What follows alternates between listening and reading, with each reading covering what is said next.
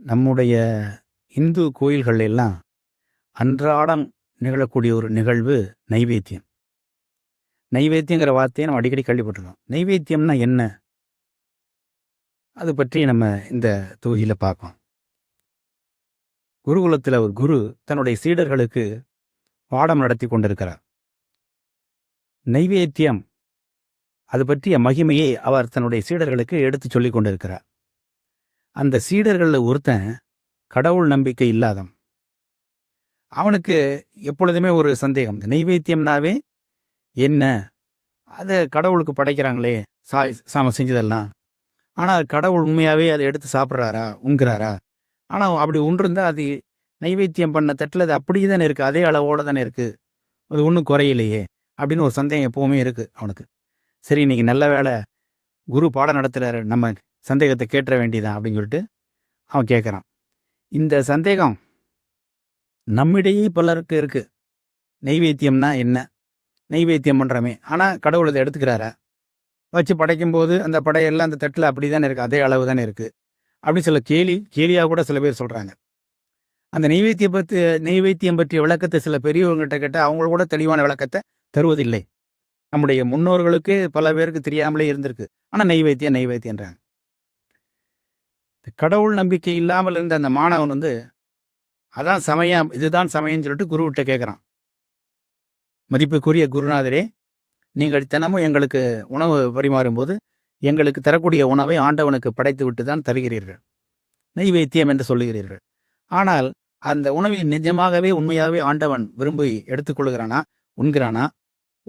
அவன் எடுத்து உண்டிருந்தால் அந்த அளவு குறையணுமே, அந்த அளவு குறையாமல் அப்படி தானே இருக்கு அப்படின்னு கேட்குறான். என்ன காரணத்தினால் அப்படின்னு கேட்குறான். அதற்கு குரு உடனேயே பதில் சொல்ல விளக்கம் சரல.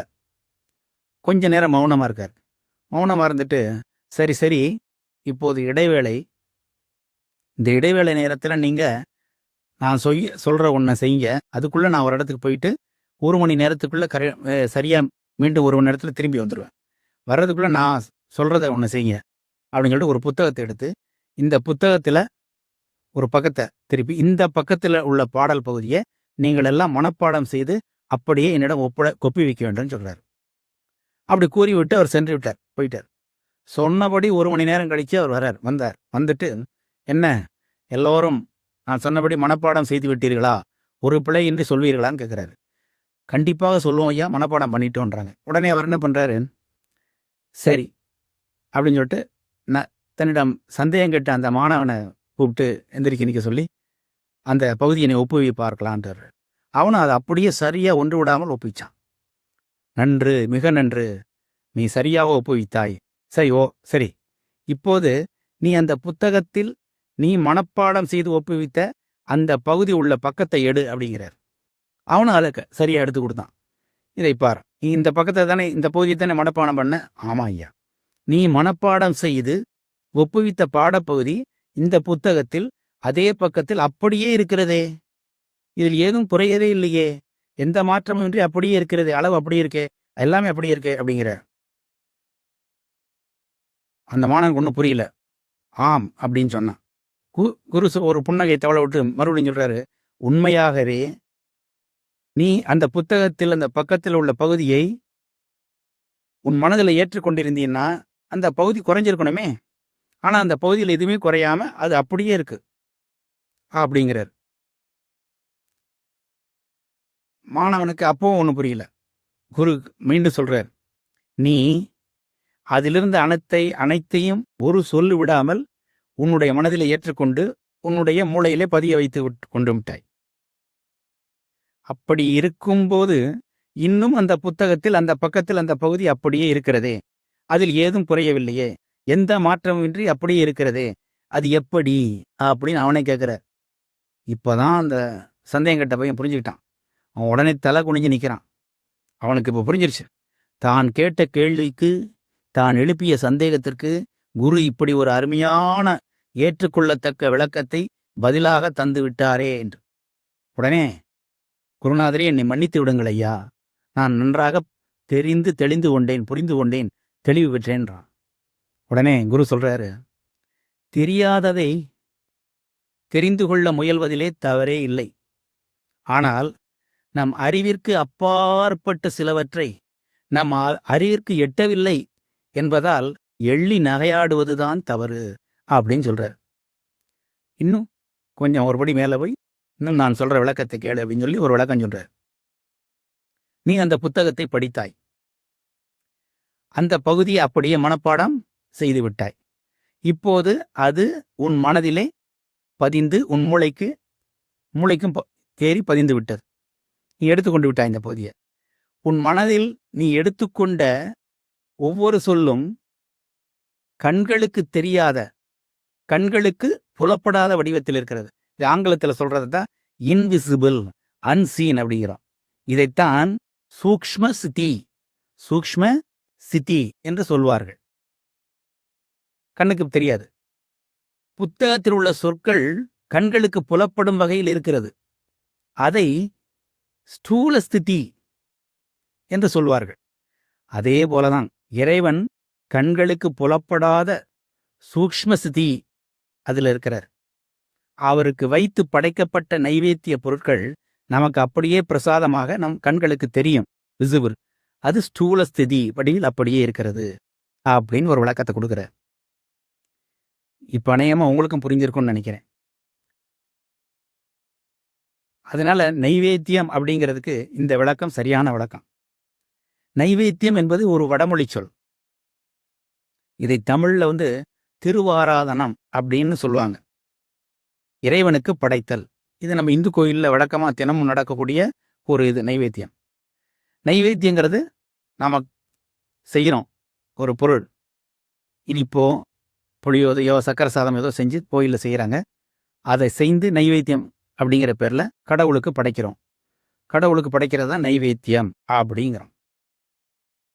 அந்த கடவுளுக்கு படைத்த பிறகு அந்த பொருள் நமக்கு கொடுக்கப்படுகிறது. நமக்கு கொடுக்கப்படும் போது அது பிரசாதம் அப்படிங்கிற பேரில் கொடுக்கப்படுது. ஸோ அந்த நைவேத்திய உணவே பிரசாதமாக மாறி நமக்கு வழங்கப்படுகிறது. அதுதான் அந்த நைவேத்தியம் அப்படிங்கிறதுல ஒரு புனிதமான அந்த ஒரு கடவுளுக்கு படைக்கிறோமே, அதில் சில விஷயங்கள் இது. அதில் அர்த்தங்கள் இல்லாமல் இல்லை. அதாவது எல்லாமே கடவுளால் நமக்கு கொடுக்கப்படுது. கடவுளால் நமக்கு கொடுக்கப்படுது. கடவுளுக்கு நம்ம கொடுக்கணும்னு அவசியம் கிடையாது. நமக்கு படி அளக்கிறவரே கடவுள் தான். அவர் தான் நமக்கு இன்னும் உணவை கொடுக்குறாரு. அரிசி, கோதுமை, மற்ற எல்லாமே கொடுக்குறாரு. இயற்கை இதை விளைவிக்குது. அதை நம்ம அவருக்கு படைக்கிறோம் அப்படின்னா நம்ம அவருக்கு கொடுக்குறோன்னு அர்த்தம் கிடையாது. நீ தான் எனக்கு படி அளக்கிற, உன்னால தான் எனக்கு உணவு கிடைக்குது, நீ கொடுத்த உணவை உனக்கு நான் வைத்து வணங்கி விட்டு நான் அருந்துகிறேன், ஒரு நன்றி அப்படிங்கிற. இப்படி நைவேத்தியம் பண்றத கண்டிப்பா சில அணுகுமுறைகள்லாம் இருக்கு. நைவேத்தியங்கிறது தூய்மையான உணவாக இருக்கணும். ஆடு, கோழி, மாடு இதெல்லாம் வெட்டி படைக்கிறக்கூடிய இதெல்லாம் இருக்கக்கூடாது. அதுக்கு பேர் பலியிடுதல்னு பேர். சில பேர் கிராமப்புறத்தில் சில பலியிடுதல்லாம் செய்கிறாங்க. கடவுள் பெயரால் இந்த செய்யக்கூடாது அப்படின்னு வள்ளலார், வள்ளுவர் போன்ற சித்தர்கள்லாம் சொல்கிறாங்க. இப்படி உயிருள்ள ஜீவன்களை அது துன்புறுத்தி பலியிடுவது, கடவுள் பெயரை சொல்லி பலியிடுவது பின்னால் அவங்க குடும்பத்தை மிகப்பெரிய அளவில் பாதிக்கும்னு சொல்லி பகவத்கீதையில் சொல்லு. இன்னும் நைவேத்தியத்தை இன்னும் கொஞ்சம் ஆழ்ந்து பார்த்தோம்னா, இயற்கை நமக்கு உணவே கொடுக்குது. அந்த கொடுக்கக்கூடிய உணவு அரிசி எடுத்துங்க, கோதுமை அரிசி போல இடம்னா அதில் நிறைய ரசாயன பொருள், ஃபெர்டிலைசர்ஸ், அசுத்தங்கள் எல்லாம் கலந்துருக்கு. அந்த உணவை நம்ம உண்கிறோம். அதை சுத்தம் செய்து சமைச்சு கடவுளுக்கு படைத்த பிறகு அதை நான் எடுத்து உண்டாரு நமக்குள்ள ஒரு ஆத்ம திருப்தி கிடைக்குது. கடவுளுக்கு படைச்சிட்டோம், இனிமேல் இது சுத்தமாயிரும் அப்படின்னு ஒரு மனசு நிம்மதியும் கிடைக்கும். அதே போல பகவத்கீதையில் இன்னொன்று இருக்கு. கிருஷ்ணர் சொல்றார் பகவத்கீதையில் அத்தியாயம் 15, எல்லா ஜீவராசிகளுக்குள்ளேயும் நான் இருக்கிறேன் அக்னிங்கிற வடிவில். அக்னியா அவங்க உள்மூச்சு வெளிமூச்சு வாங்குற அந்த இதில் அக்னியில் அவங்க உண்ணும் உணவை நான் ஜீரணிக்கிறேங்கிற. அதே போல பகவத்கீதையில் சொல்ற இந்த இதை இன்னும் ஒரு அருமையான கருத்து இருக்கு. எனக்கு நீ படைக்கிறத நான் விரும்பி ஏற்றுக்கொள்ளுகிறேன். அது மிகப்பெரிய அளவில் படவமா இருக்கணும்னு அவசியம் இல்லை. ஒரு இலை, ஒரு துளசி இலை, ஒரு பழம், அதாவது ஒரு மலர் வச்சு படைச்சா கூட போகும். உண்மையான பக்தியோட படைக்கணும். அதை நான் ஏற்றுக்கொள்கிறேன். ஆனால் இங்கே கண்டிப்பாக நம்ம ஒரு விஷயத்தை குறிப்பிட்டே ஆகணும். கடவுள் தான் நமக்கு எல்லாம் படி இழக்கிறார் நம்ம சொன்னோம். அவருக்கு நம்ம கொடுக்கணும்னு அவசியம் கிடையாது. நம்ம பசியை ஆற்றவரே அவர்தான். ஆகையினால அவர் கொடுத்த அந்த உணவுப் பொருட்களை சுத்தமாக்கி அவருக்கு படைப்பதன் மூலம், நீ கொடுத்த உணவை உனக்கே படைக்கிறேன், அந்த படையல்ல உன்னை நான் காண்கிறேன், உனக்கு வச்சு நீ எனக்கு கொடுத்ததுனால நன்றி கூறி அதை நான் எடுத்துக்கிறேன் அப்படின்னு சொல்லிட்டு இது பண்றான். அதான் ஆக மொத்தம் நைவேத்தியங்கிறது பக்தி, உண்மையான பக்தி. அவர் கொடுத்தவர் பக்தியோடு அவருக்கு படைச்சு நம்ம சாப்பிடுவோம். ஒரு நன்றி உணர்வு, பக்தியோடு கூறிய ஒரு நன்றி உணர்வை, நன்றி நவிழலை நம்ம இறைவனுக்கு வெளிப்படுத்துகிறோம். அதுதான் நைவேத்தியம். எல்லாம் ஒரு நம்பிக்கையினுடைய அடிப்படையில் தான். உருவ வழிபாடு, நைவேத்தியம் எல்லாமே ஒரு நம்பிக்கையினுடைய ஒரு வெளிப்பாடு தான். ஆகையினால ஆண்டவன் கொடுத்ததை ஆண்டவனுக்கு வைத்து, நீ கொடுத்தாய் ஆண்டவா, உனக்கே படைத்து நன்றி கூறி நான் உட்கொள்கிறேன் அப்படிங்கிற ஒரு நிகழ்வு. நன்றியோடு கூடிய பக்தி, பக்தியோடு கூடிய நன்றி, அதான் நைவேத்தியம் அப்படிங்கிறது.